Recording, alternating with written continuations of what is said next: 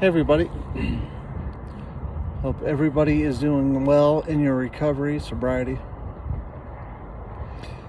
Today I want to talk about step 10 of AA, and that's to continue to take your personal inventory and then basically admit when you're wrong or you have your faults. That's how I interpret it. It's kind of like smart recovery a little bit. Personal inventory is when you acknowledge basically everything you've done throughout your being in your addiction, is what I'm trying to say. The more you realize and recognize the stuff that you do, the more you admit it. So it comes back to that being honest with yourself kind of thing. And again, it doesn't really go with taking personal inventory on a daily basis.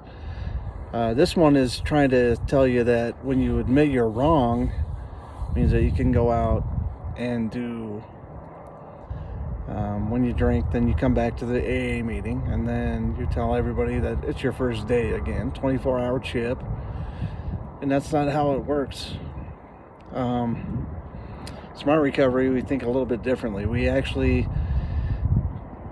try to address the trigger that might have got you there.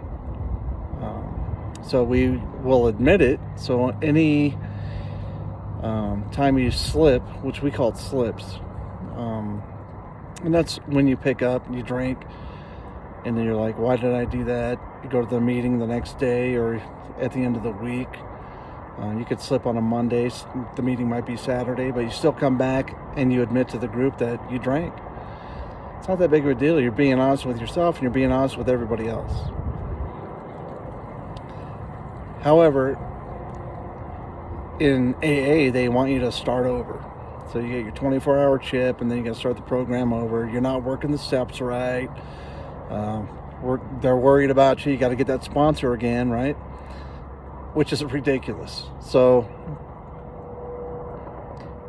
in smart recovery, we think of it a little bit differently because we do a daily check-in and you come in. If you did drink, you tell everybody what you did. And then we try to get down to the root of it. What we were thinking, it's cognitive behavioral therapy. So what were you doing? What were your thoughts? Did you have anxiety, depression, whatever it took to get you to that point? That's the main difference that we're trying to figure out. You're not powerless over everything, So it goes back to step one. You're not powerless over anything. And they want you to believe that,